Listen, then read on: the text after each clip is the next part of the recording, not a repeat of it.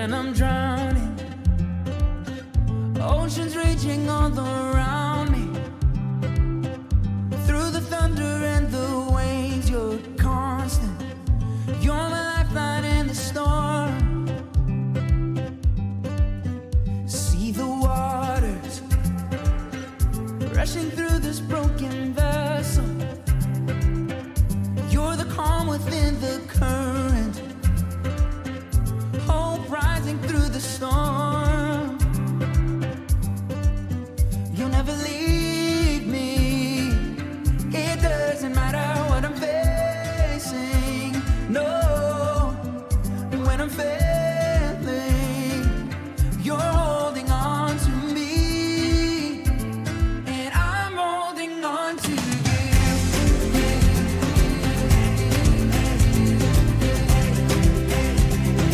I'm holding on to you.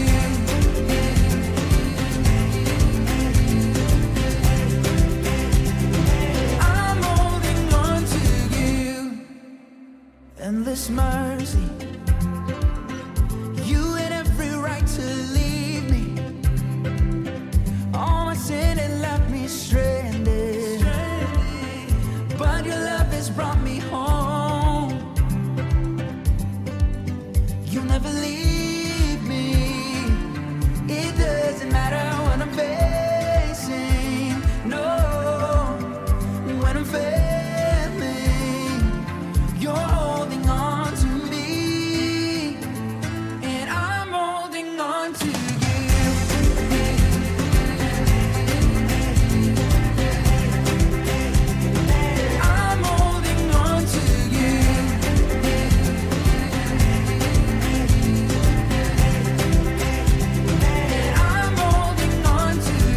I'm holding on to you.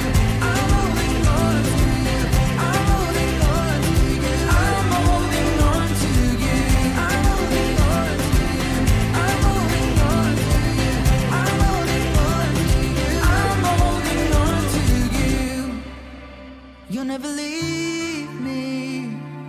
It doesn't matter what I'm facing. No, when I'm failing, you're holding on to me, and I'm holding on to you. Yeah, I'm holding on to you. I'm holding on to you. I'm holding on to you. I'm holding on to you. I'm holding on to you. I'm holding on to you. I'm holding on to you. I'm holding on to you. I'm holding on to you. I'm holding on to you. I'm holding on to you. I'm holding on to you. I'm holding on to you. I'm holding on to you. I'm holding on to you. I'm holding on to you.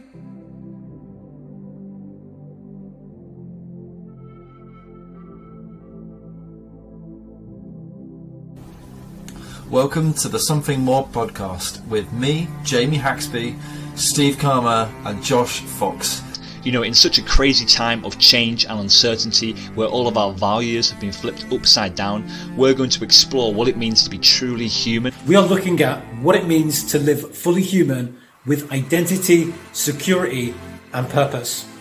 And we're going to do that by interviewing loads of different people about their stories, the connection that they have with God. To find out in their own life, how have they found something more in relation to understanding and knowing who God is.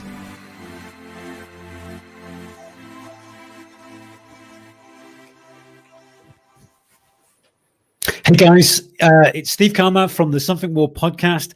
Great to be with you tonight. We have got Dr. Andy Knox. He's the Director of Population Health in Morecambe Bay, and he's going to be coming along. He's going to be talking about his own experience of COVID-19, but he's also going to be talking about COVID-19 from a health perspective, but we're also going to be looking at mental health as well. Guys, make sure you stick your questions in and we will be able to answer your questions live and interactive. Before we do that, let me just run through a couple of kind of logistical things. If you could punch like on our Facebook page and subscribe. So let's start that again. If you can punch like on our Facebook page and subscribe on our YouTube channel, that would really be really good for this thing called the algorithms. It sounds really crazy, but it just helps people engage with our podcast even more so. We've also got the details for Andy. He's got a Twitter account. He's also got a website. We've got the details for that in the description bar. So guys, make sure you like him on Twitter and make sure you check out his website. So let me bring him on. Hey, Andy, how are you doing, buddy? Good, thank you. It's been a long day, but I am ready to go. Yes, indeed. Good, good.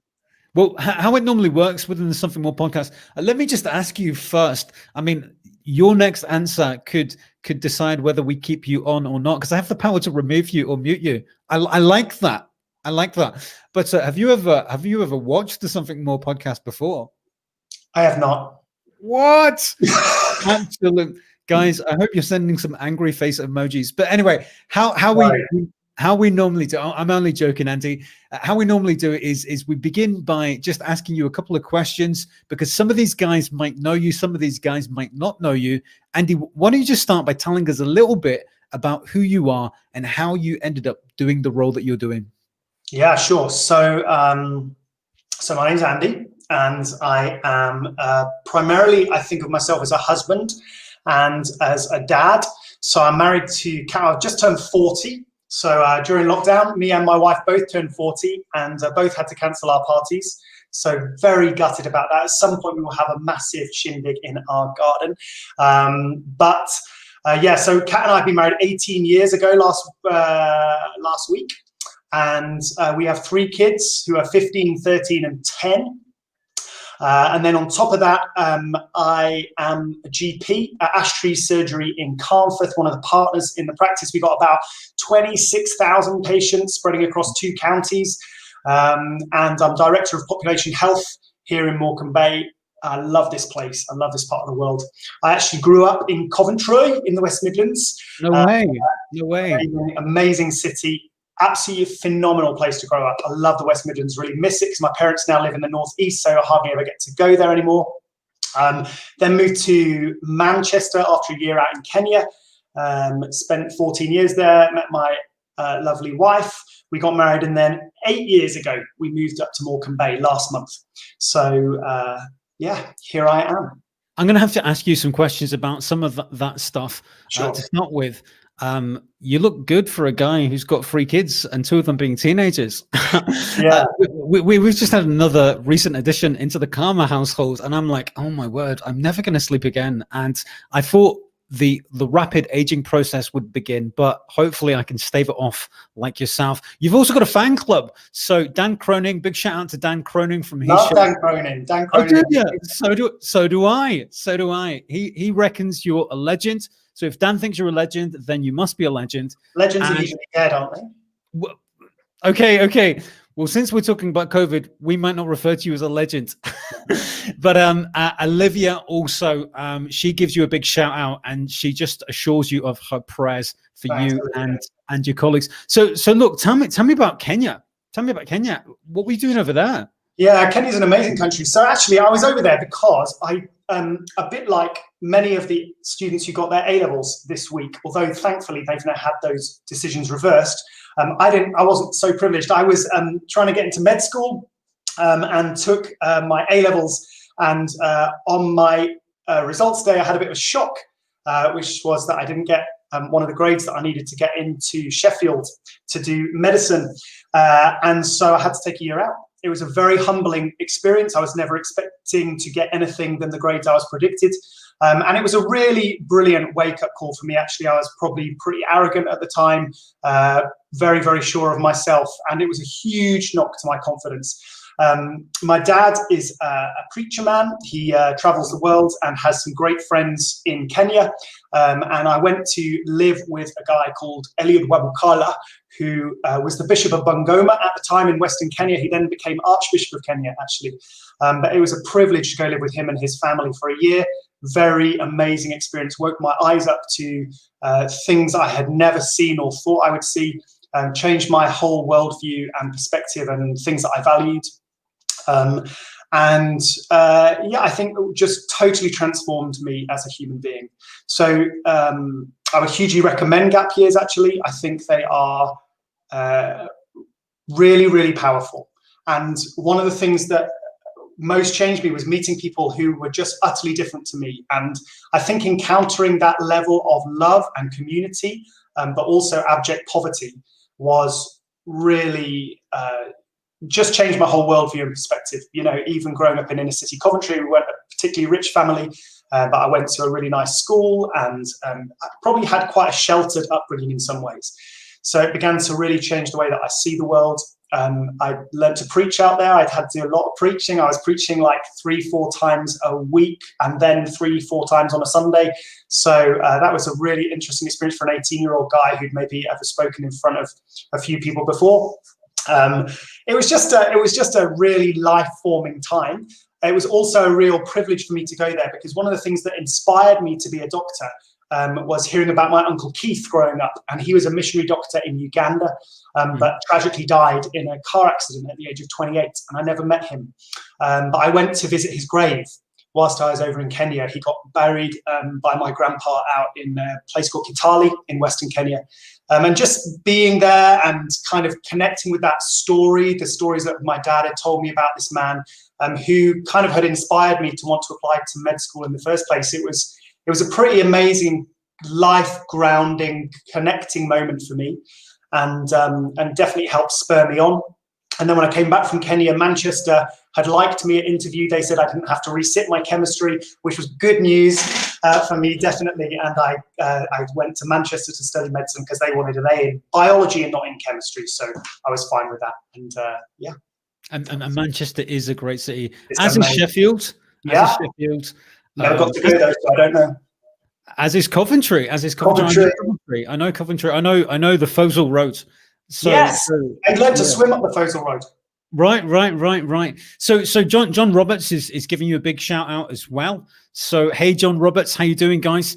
Let's move on to the topic that we're kind of be looking at, coronavirus. I could tell you about my own call into being a doctor, which basically every Indian kid has, and the call goes like this: you should be a doctor. But I decided to go on a totally different path. John Mayers raised a question about the coronavirus and the link with social deprivation. John, we will get to your question at a later point, but let me just begin by just explaining what is the coronavirus and what is COVID-19. Okay, so the coronavirus is a family of viruses. Okay, so viruses are so there are different things that can attack our bodies, particularly bacteria, funguses, and viruses, basically. There are some others as well, but those are the main types. Viruses are tiny, pesky little, tiny, like microorganisms, we call them, and they get into the human body, and they cause us to have, they infect us and they make us unwell. Now, the coronavirus is a group of viruses which can affect human beings quite badly. And COVID-19 is one type of coronavirus. So SARS is another one that we saw a few years ago affecting the Far East. And this time, this one was a bit more infectious and spread like wildfire. So COVID-19 is one of those types of viruses. And it can have all kinds of different effects. Okay, and so how is it spread? And what are the symptoms like if someone is to catch the coronavirus, COVID-19, that is, what should they expect? And what did you experience? Because I know I put down sort of tongue-in-cheek clickbait thing that you're a survivor, but you got, I know, right? On your bio thing, it said that you could sing as well, so we might have to do a duet. So, which we could so do. It's kind of like karaoke minus the alcohol. So, but anyway, I'm losing my chain of thought. What are the symptoms? How do you catch it? What was your personal experience? Yeah, so it particularly spreads through droplets in the air. So that's why the face mask thing and ban on singing and why we're asking people to cough into their elbow is really important. The droplets can last on surfaces for up to 3 days. So by touching it and then touching your face and other parts, you can get infected. It has really different set of kind of symptoms in different people. So we know in kids and young people, it seems to have very few symptoms at all. A lot of kids and especially young adults might not even know that they've had it. So they can be what we call super spreaders, unfortunately, because they can just think they're absolutely fine, but they can be spreading the virus around quite easily. We have found that there can be some skin changes actually in the fingers, around the fingernails and toenails in kids that you could watch out for. It looks a bit like an eczema reaction, but again, that's quite rare. And then in adults, a lot more serious, particularly as we get older, or if you've got underlying complicated medical conditions as well. So the things that it causes particularly are shortness of breath, a cough, a new cough that won't go away, sore throat. It can also cause some tummy upsets. It can cause a bit of a fever. It can cause a loss of taste and a loss of smell. Those are the main ones. And then people have reported all kinds of stuff. And then the after effects can include things like memory loss and real significant tiredness and other bits and pieces like that. So for me, it was particularly shortness of breath. I suddenly thought I'd becoming massively unfit. Was doing some Joe Wicks with my kids one morning and just could not get through the first couple of exercises. My wife was looking at me as if to ask what on earth had happened. I had a sore throat, really couldn't eat anything for a couple of days, lost my sense of taste and my sense of smell, had a couple of fevers for a couple of nights, and then it settled. The last thing to come back actually was my sense of taste, which is a massive loss for me because I do love my food. And then afterwards, for a few weeks, was just kept being knocked with waves of significant tiredness, just felt absolutely shattered and exhausted. But that settled, and thankfully I've made a full recovery, no after effects for me at all. But I've got patients with still young, really, really fit people who are still having significant ongoing tiredness, breathlessness, all kinds of stuff. And then obviously the side effects can be much more, the symptoms can be much more significant. And the things that we're most concerned about are the kind of real increasing shortness of breath and needing to get people into hospital to have support breathing, either with just extra oxygen or sometimes into intensive care. So obviously it can be quite serious. We've now seen over 750,000 people die of this worldwide, and millions more infected. So it's not a thing that we can take lightly or mess around with, and that's why we've had to take it so seriously from a public health and kind of medical point of view. Yeah, Emma Sharples reckons we should do a duet. I don't know if we will do that for legal reasons. Obviously, we so want to, but for the sake of copyright, we might not do that. But hey, who knows? Nanette, good evening to you. And Amy Parker, she's talking about God's plan in our life. We might be able to touch on that later. I did forget to say right at the beginning, this podcast represents the views of individuals, mine's and Andy's, not so much the organizations that we represent. So there you go. So Andy, so what about this thing called herd immunity that we've heard a little bit about on the news and stuff like that? And it does seem, and again, I'm speaking as someone who doesn't really know much about the medical profession, and also doesn't really know much in the way of how things are kind of playing out and panning out, really. But it seemed to me, at least, that America, they had put their inverted commas money on herd immunity, as in let it get out there, and then people will develop the antibodies and stuff like that. So is that a correct understanding of herd immunity? And how does it work? Does it work? So it can work. It can work in certain situations and with certain viruses. And certainly the American approach to this right now is quite mixed up. There's some real disagreements between, it seems, what President Trump is continuing to say and what the chief medical advisors are saying. Here in the UK, it was a bit of a complicated picture. There will be, as Boris Johnson has said, be an independent investigation into the UK response and whether or not that kind of whether our approach was satisfactory or good, and I think there needs to be an investigation. It certainly seems like at the beginning the UK were thinking about going for herd immunity response. Given the evidence that we were seeing from across the globe, from China, and particularly from what was happening in Italy early on, I think it was quickly recognised that was not going to be a good approach. And then, unfortunately, it cost us a bit of time. And it led to a great many more people being infected and becoming much more seriously unwell than really we would have liked to have seen. So we need to understand exactly some of the decision-making process that went on around that and how it happened. If we look at other countries that really took the guidance more seriously, some of the stuff that was happening in Singapore, in Taiwan, in certain states in India, if we look at what happened in Germany and other European countries that did not go for initial herd immunity, but saw some of the evidence that was coming out, particularly from China and Italy, and acted differently, I think we have to ask ourselves some questions. So herd immunity can work in certain conditions, but not with this virus. It was too aggressive and too difficult in terms of what it then went on to cause. And yeah, it just wasn't an approach that we could realistically take in this country, partly because of how close people live in our cities, which means that it can spread much more like wildfire. We have massive cities and close conurbations in this country, but also we have a very elderly population. And so those two things together made herd immunity a very difficult response, and it's not one that we could follow. So I mean, some people kind of looking in on the situation, like myself included, weren't really sure about how serious to take it. Right. Wasn't really sure if the lockdown was a big overreaction, that maybe vulnerable people and elderly people needed to have greater restrictions placed upon them. Like, what is your own personal opinions on that?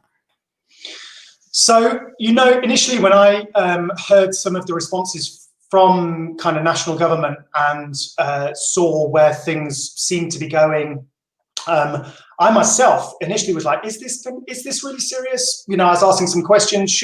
Maybe we should just let this spread? But then there was a lot of communication between the medical community, particularly from Italy. And the Italian doctors were on their knees. They were absolutely beside themselves. They said they'd never seen anything like this in their whole careers. They were absolutely flat out, exhausted, sleeping in the corridors, sleeping on trolleys, making heartbreaking decisions in terms of who would and would not be able to get care. Some very moving stories, which I'm sure you'll remember, of even a priest giving up his own ITU bed and letting someone else live instead of him. You know, there were some heart-wrenching, really, really difficult decisions to make, and it woke the medical community up here in the UK. We suddenly had our eyes open. Now, there were other people who'd seen this coming a lot more. They knew this was serious, and they were banging their drum very loudly, but they were not being listened to. But I think once we really saw the full effects from Italy, it woke us up big time, and there was no choice but to go into full shutdown, really. And I think it's regretful that it took us as long to get to that place as it did, and certainly some of the stuff that then went on around nursing homes has also, you know, been. It will certainly be what's part of the national investigation into some of the decisions that were made. And as lockdown begins to cease, or at least some of the restrictions begin to cease, I mean, you know, A, do you think that's a wise thing or not? And B, hey, it's here. How do we keep ourselves safe? Right. So those are great questions. There are split opinions on this throughout the scientific community and even within government. I think people recognize that there are pros and cons to a lockdown. So there's something about keeping people safer, but there's also then the mental health impact. There's the impact on education. There's the impact on the economy, all those various bits and pieces. So there's a real balancing act to be done here for sure. And we probably can't stay in lockdown forever, but there's definitely a risk that we hit a second wave, maybe a third wave over the next few months. And so so what do we do about that? And that's why we need real wisdom for our leaders, and we have to also continue to take this seriously ourselves, right? We need to be good citizens. So the same advice that was there for us in the very beginning about making sure that we wash our hands for 20 seconds, nice and regularly through the day, that we're wiping down surfaces that could have been infected, so tables and chairs and door handles and those kind of things, that we're wearing face masks out in public, particularly in closed spaces, in shops, in pubs, in restaurants, those kind of places, and definitely on public transport. That we are making sure that if we do develop a cough or a sneeze or any of the symptoms of COVID, that we take ourselves and our families into isolation, because we've got to protect the community around us, and then we rely on the community around us to help us and serve us through that time. When we're sneezing or coughing, that we do that into our elbow crease. So all that advice still stands, and I think we've forgotten a lot of it. And that is part of the issue when we change messaging, is that we can forget the message that was there before. Those messages have never changed, and they still apply. So just taking really good care of how we act in public, taking that advice seriously, and also the stuff around social distancing. You know, I'm a massive hugger. I want to hug every single person I ever see. But we have to change and adapt our behavior until we come through to a point where it is genuinely more safe. Because although it might feel safe for me, and I've had it, and you know, I could be a bit more blasé about it now, A, my antibodies might not last that long, but B, I need to be a good citizen towards other people, because I don't know who, you know, if I am carrying it without knowing it, or one of my kids is and they've hugged me and I've passed it to someone else, if they're visiting their grandma or they're seeing a relative who's got an underlying health condition. It's just about being kind to each other. For me, this, however much it costs us, some of this is about being kind and acting in a way that is loving towards others, and being irresponsible and not actually following genuinely good advice that's out there right now to keep us well, it's not okay, really. So I think, I'm going to talk about the social deprivation and the economic things. We've got a couple of questions in there which would be good to deal with. One question I want to ask, kind of like as a church leader, one thing that we're looking at is kind of opening up services. Again, we are looking at following all of the government kind of guidelines. We're also looking at kind of viewing parties in people's homes and everything, following all the government guidelines in there. So, but I mean, is there anything else that we should be thinking of, you know, other than what you've said? So if we follow that, we're okay. Yeah, I think so, as well as remembering the impact on mental health. I think Emma's absolutely right. We cannot underestimate the impact, not just on young people's mental health, on everyone's mental health. You know, it is absolutely massive, this. And we are seeing a real spike, certainly in my work right now, massive increase in depression, anxiety, OCD, people really, really panicking about and fearful of the implications of this, but also are suffering the reality of being isolated and lonely and locked in their homes, and you know, going stir crazy with some of the impacts of that. So I think that's the other thing, is that we just need to be really gentle with each other. You know, one of my favorite quotes ever from a guy who kind of I really look up to in the medical world, is a guy called Professor Michael West, and he says, look at people with kind eyes. Yeah. You know, we have no idea what different people's experience of this has been. And actually just choosing to look at people with a bit of gentleness and kindness when we encounter them, not judging them, not poo-pooing them, not trying to go, oh yeah, I've had that kind of experience too, but genuinely just being with people where they are. I think it's one of the best things we can do. So like mental health wise, what is it we can do, or what can I encourage my people to do to keep themselves in a state of good mental health? It's a great question. I think there are all kinds of practical things that we can do just at a very human level.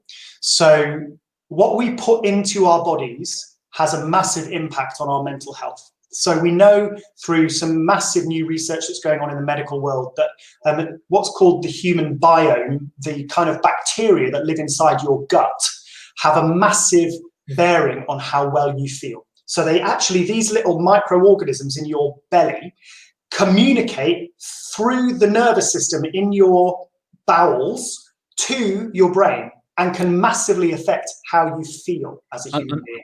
They can sorry. even call for you to eat different kinds of food. They communicate with you at that level. I'm laughing because of the amount of times I've dismissed those Actimel adverts.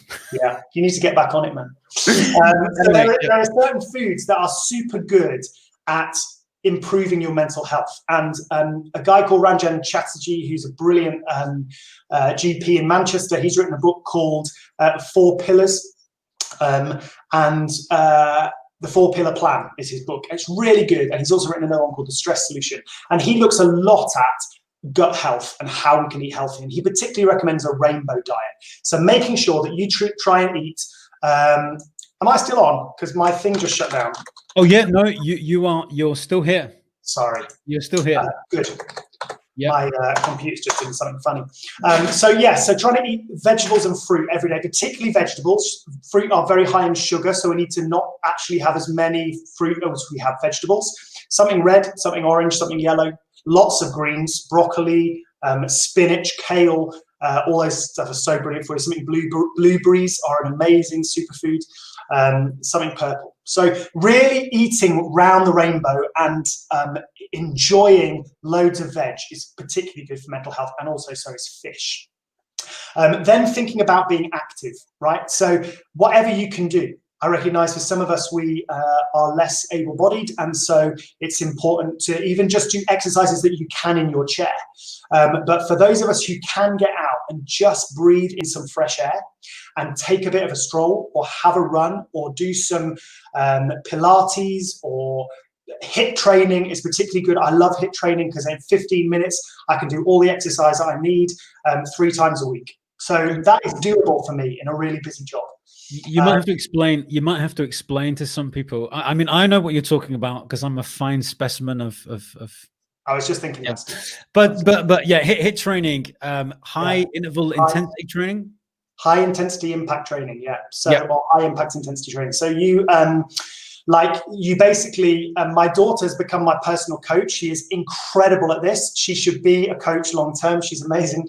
But you basically do 30 seconds intense exercise and 30 seconds rest, or you can increase or decrease those ratios depending on how fit you are.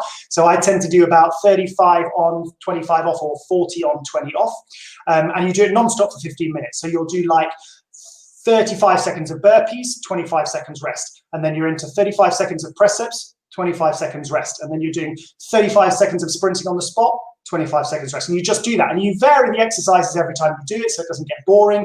But you know that although it's absolutely exhausting at the time, it's only 15 minutes, then it's over. And that's really, really great cardio workout and really helps you keep in shape and keeps you mentally well.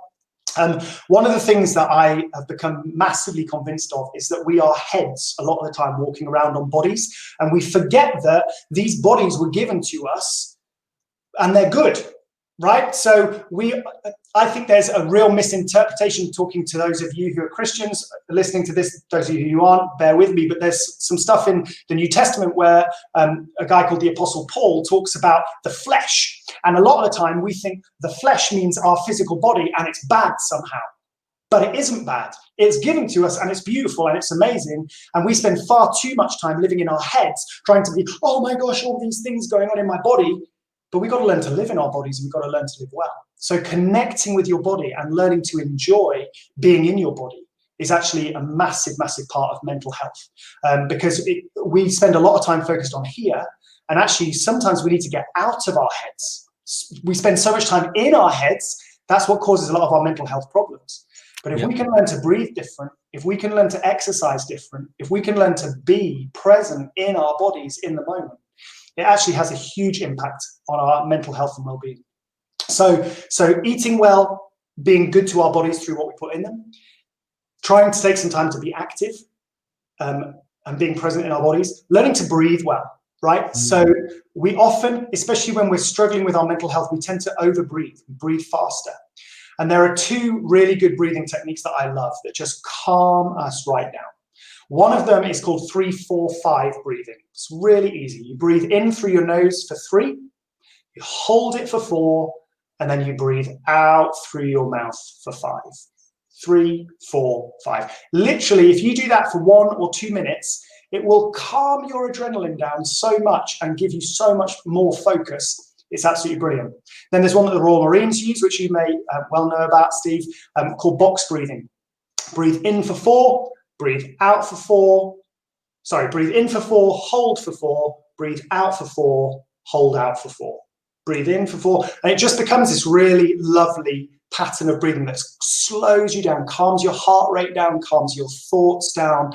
Plant your feet on the floor when you're doing it, helps you realize where you are, brings you back into the moment. So that's 3 thing, learn to breathe. There's something about gratitude, right? There's something that is just so good for the soul. We can easily get into anxious spirals of the what if, or we can get into downward spirals of oh no.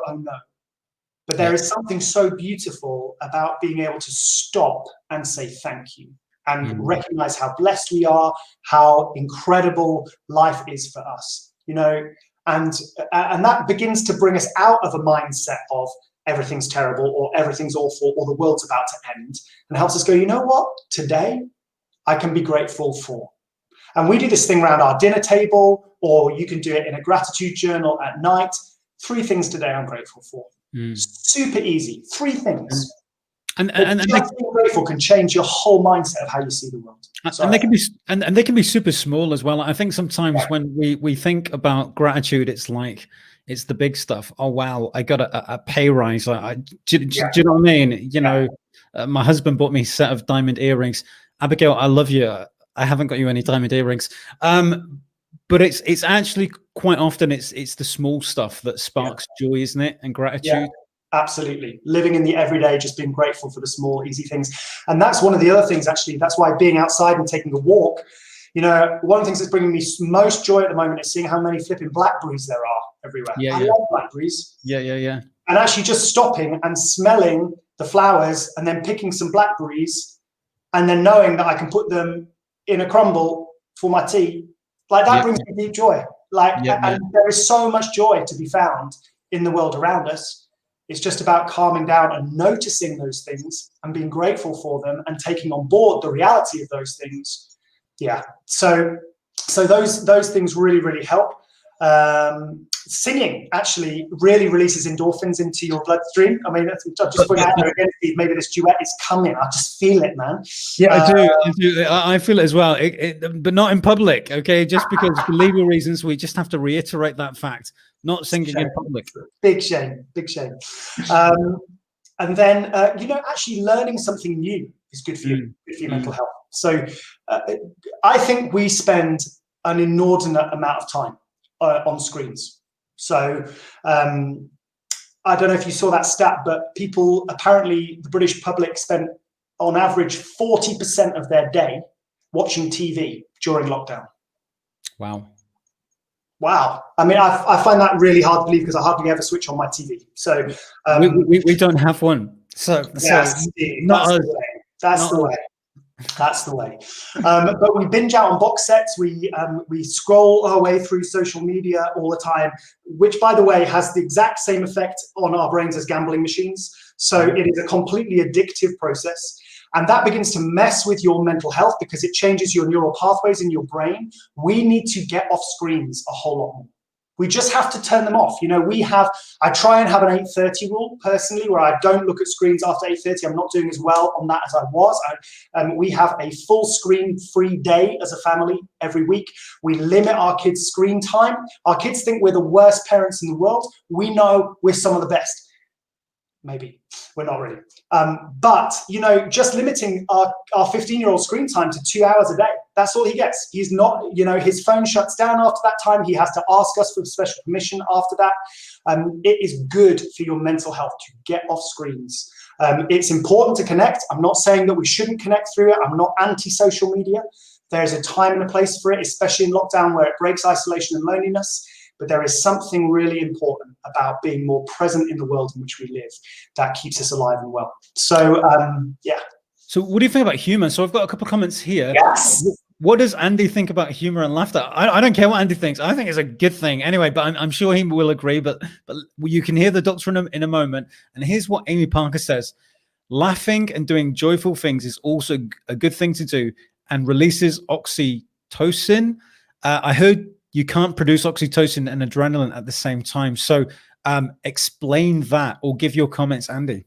Yeah, so oxytocin is a chemical in the brain and in the bloodstream that can make you feel more happy. It's a natural happy hormone, and it is released when we feel joyful. Adrenaline is the thing that we release when we're feeling stressed.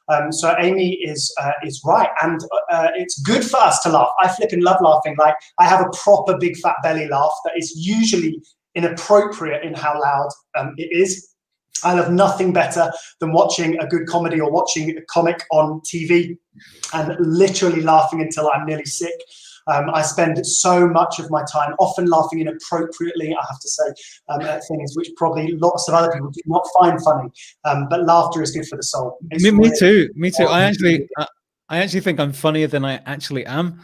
And for some strange reason, in my head, these very I was talking, we had a socially distant meetup at church, and I don't know how we got onto the conversation. Probably I got onto it because I'm a little bit random as well, and I was just saying how I'd love to at some point, please don't try this at home, when someone runs past you, I'd love to shout, hey, he's got my wallet, to see if someone would do a rugby tackle and a citizen's arrest.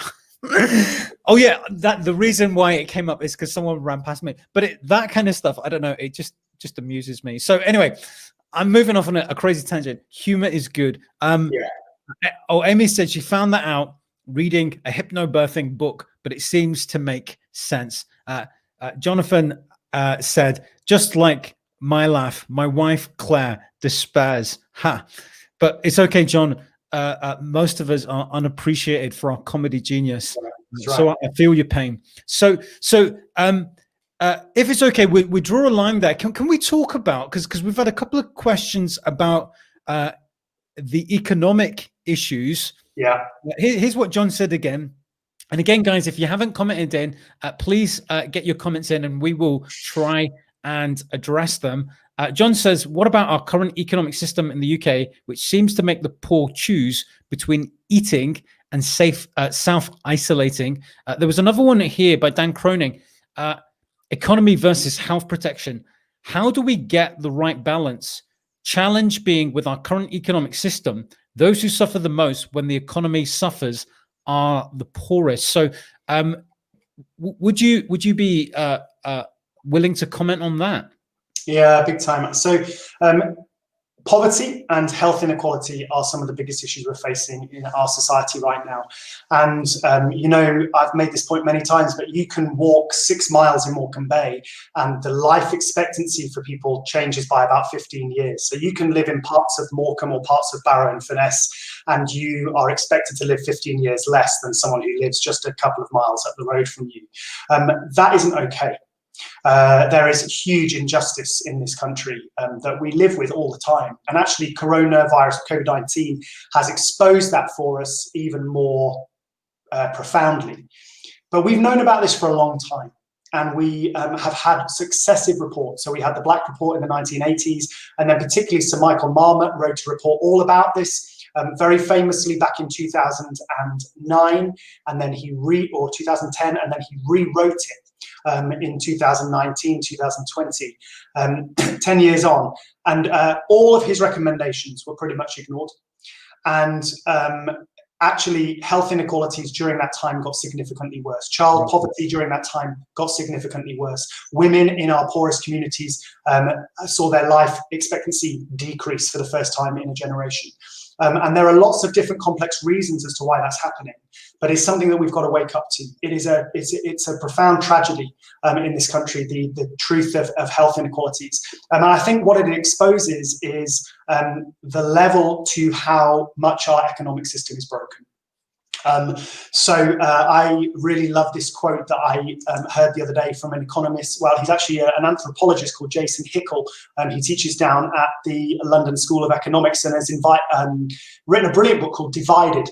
And he tweeted this the other day. He said, if your economy requires people to consume things they don't need or even want, and to do more of it each year than the year before, just in order to keep the whole edifice from collapsing, then you need a different economy. Yeah. And I think that's the point we've reached. You know, the reality is that we have created an economic system that has allowed 74 people in the world to hold more wealth than the poorest 3.5 billion. We have an economic system that has allowed women to have worse life expectancy in our poorest communities, that has made health inequalities worse, whilst driving climate change in the wrong direction and made us all more greedy and insecure in the process and more separated.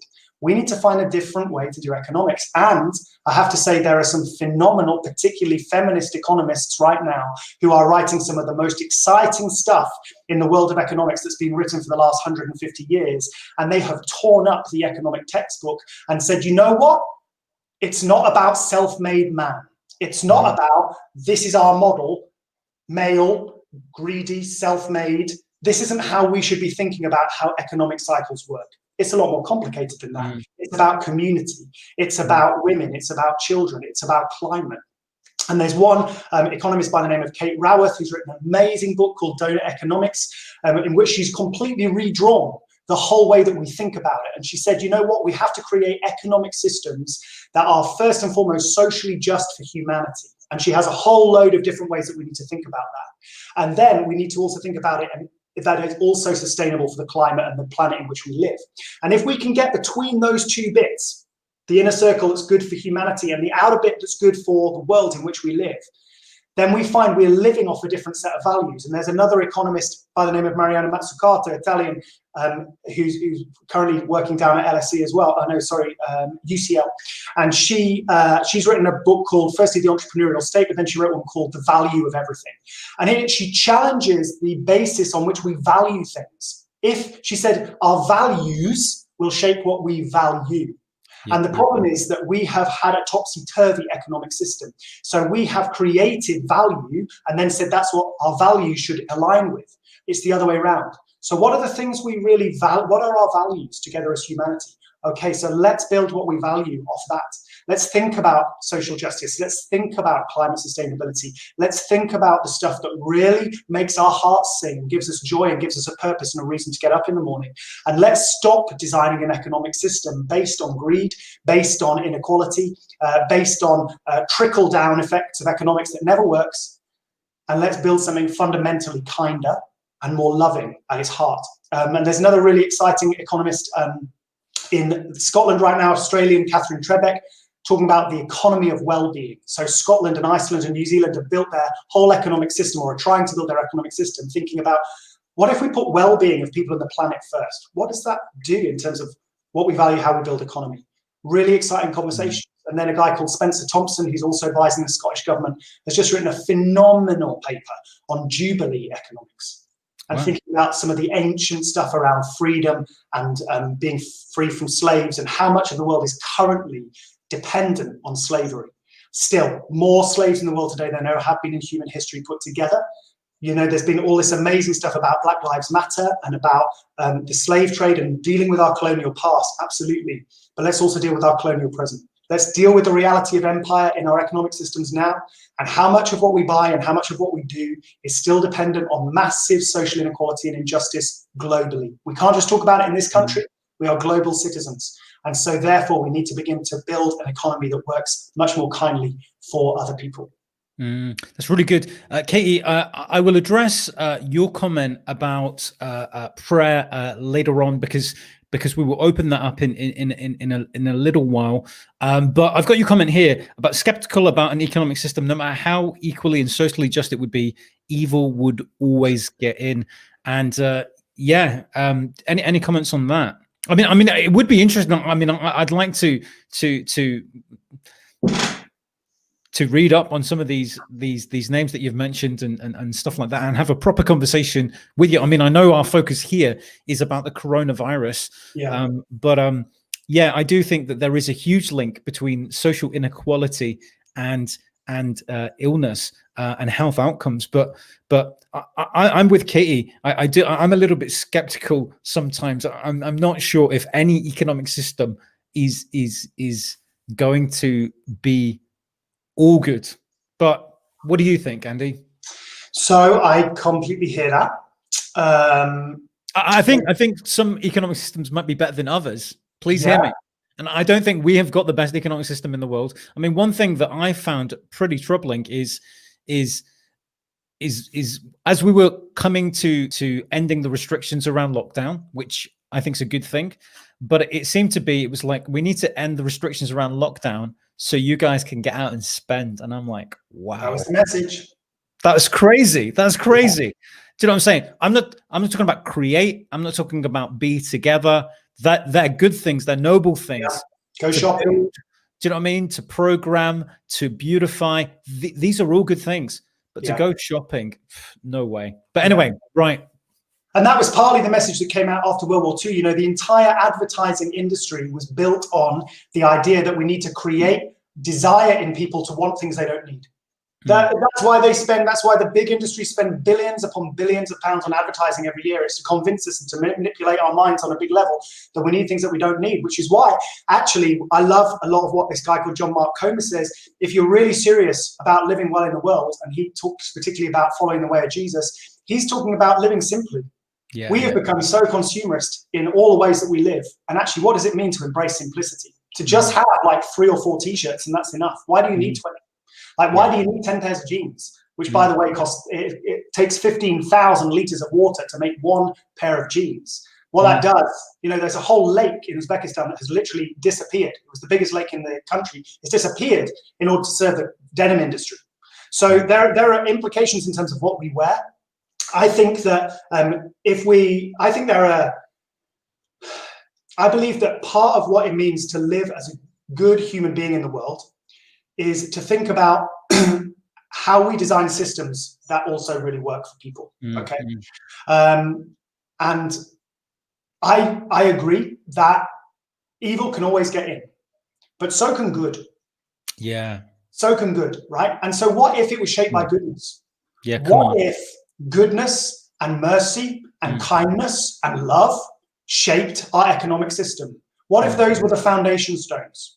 What if we actually believed that we were called to be part of reshaping how humanity lives together and to steward the world well? If we could do that, then we might find that actually we don't just put up with stuff. We don't just accept things the way they are, but we begin to say, actually, we don't have to love money in order to make money work well for people. And so, yes, things can go wrong. Yes, things can be manipulated and changed, but also evil only prospers when good people do nothing. So if good people stood up and actually said, this needs to change, coronavirus has exposed for us once and for all, too many times, the system of injustice that keeps the status quo as it is, then maybe we could begin to shake some things and change some things together. Yeah, that's really good. In fact, I was talking about that on Sunday morning there. So let me just ask you a couple of other questions, and then we should kind of be wrapping this up because I've been taking a lot of your time. What's the whole issue about people within the BAME community? I can't even say it, and I belong to that community, contracting the virus more. Now, is that due to economic inequalities and the fact that they do often live in multi-generational homes and that they are involved in frontline service, or is it something to do with the virus and their genetic makeup? We don't know yet. Okay. It's probably a bit of both. So some members of the BAME or BAME community are more prone to certain underlying conditions than people who are white Caucasian. So potentially the virus can affect them more, number one. 2, we don't know if there's a genetic element yet. There are some big studies going into that to help us understand it. And thankfully there's been a government task force set up. 3, definitely, we do see people from the BAME communities working in more frontline jobs. And actually a lot of those jobs have not been as well protected. So you look at some of the situations that carers in nursing homes have had to work with lack of protection, or cleaners. They're predominantly or a higher proportion of people from BAME communities have been in those jobs. Therefore, they have had higher exposure. You're absolutely right about multi-generational households. You're absolutely right about often living in poorer communities or with poorer housing, and therefore higher levels of exposure. And because that people are from BAME communities are living in more close proximity, spread can happen more easily. So there are loads of difficult questions still to be answered, but it has exposed, again, the level of economic injustice that can also affect health within those communities. So if you're a white kid living in the UK, 20% of white kids will live in poverty. But that then rises to about 30% for Indian kids. It rises to about 45% for Pakistani and African kids, and it's 55% for Bangladeshi kids. So why is it that we have such high proportions of our BAME communities living in poverty compared to percentage-wise those from our white communities? So. Yeah, that's really good. Another question I want to ask, staying on topic, and then what we're going to do is we're going to bring it to a close, and I'm going to give you the opportunity at the end to address some of the questions which have been raised about faith. So talking about a spiritual response. So how do you respond spiritually, and what would your advice be? Obviously, not everybody who's watching this podcast will have our faith or our spiritual position, but it'd be good to know what you think personally. What you do personally, and what you think personally might be helpful to others. But the final question I want to ask about the coronavirus is it can jump species and it can mutate. So are we looking? Is this our future, or is the vaccine going to come along and just make everything go back to, inverted commas, normal? It's a good question. I am very hopeful that a vaccine is going to be both excellent and successful, and that we shouldn't be too long before we get one. It could be 6 to 18 months, though, before we have a vaccine that is ready to roll out. There are lots of brilliant scientists across the world, here in the UK, in Oxford, in various places in Europe, in Russia, in China, in America. The race is on to kind of be the first ones to get the really successful vaccine. And I think that we will have one fairly soon. And if people take the vaccination program seriously, and we're able to vaccinate enough people in the right parts of society, then we should be pretty well protected. As with the flu virus, though, it might mutate, and we might have to have an ongoing kind of vaccination program against coronaviruses, particularly through the winters. So we'll have to wait and see with that one, and watch how this virus behaves. There are lots of unanswered questions for us still. But I do think that a successful vaccination program is not too far away, and will definitely help us get back to more normality as we've known it.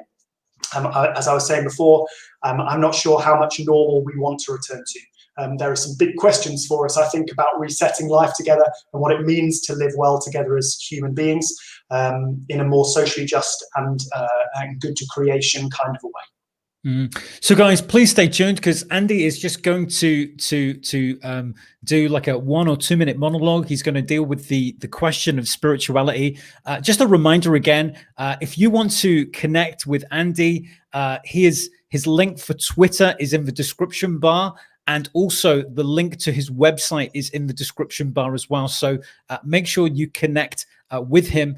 The Something More podcast is going to be back with you next week on Monday night at 7:30. I'm going to be interviewing a guy called Ian. Ian grew up in institutions. He was in care. He became homeless.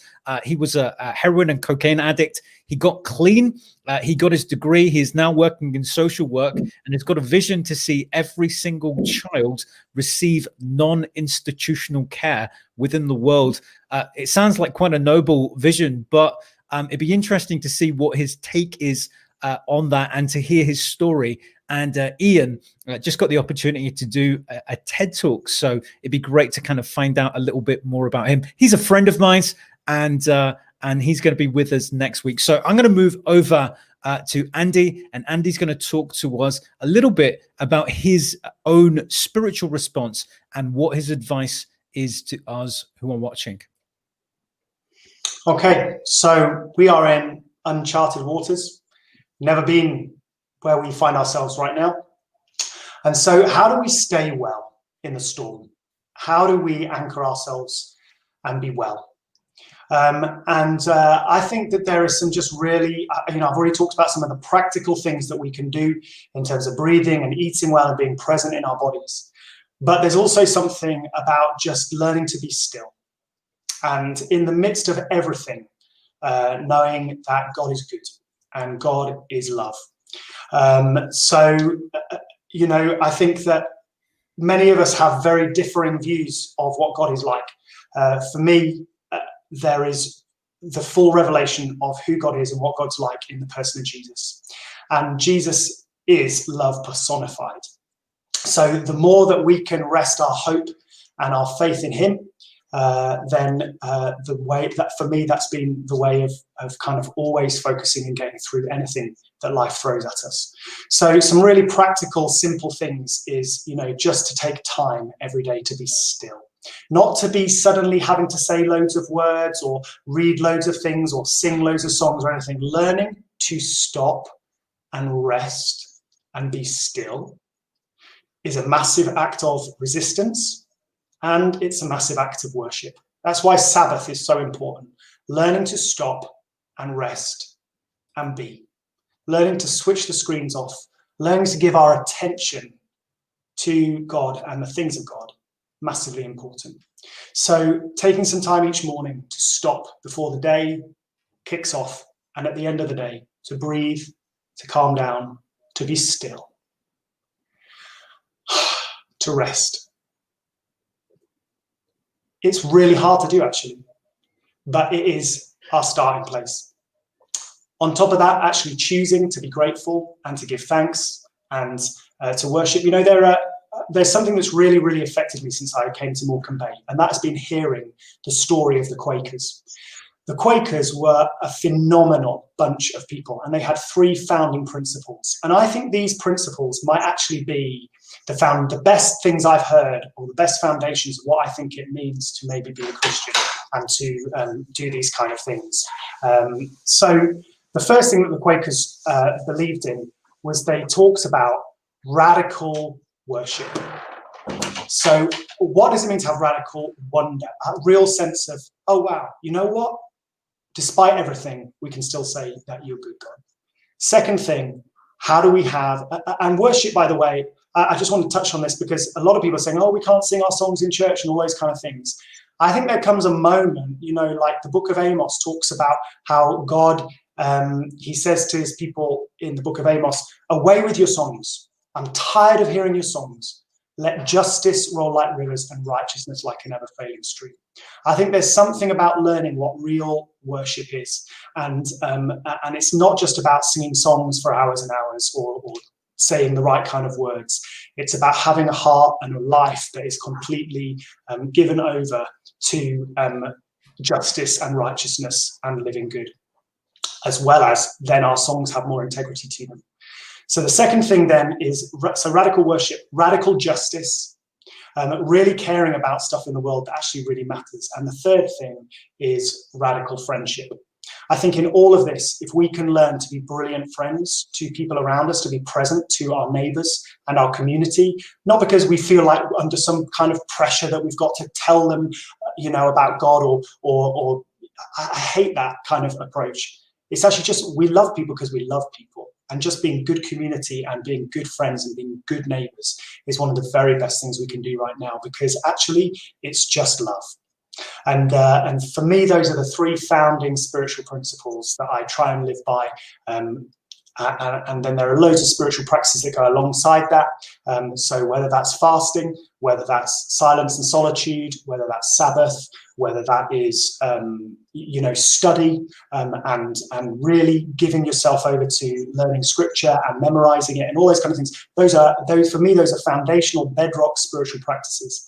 But I think if we could really embrace together what it means to have radical worship, radical justice, radical friendship in these days, then we can't go too far wrong. Andy, that was absolutely excellent. We are going to leave it there. There is a final question that's come in. If you can answer it like in 10 seconds, then I'm going to let you answer it. So someone here, John again, what about Russia claiming to have a vaccine? Do you think that's valid or not? I have no idea. No idea. So you heard it. I hope so. I have no problem with the Russians making a vaccine. You heard it here first. If Vladimir Putin has got the vaccine, he can send it to Hope Church Lancaster, which is in Queen Street. Okay. Well, and I just say thank you to Hope Church as well for the amazing work that you've done to help coordinate the volunteer response in Lancaster District during this time. It has been incredible, and we're very grateful for your partnership.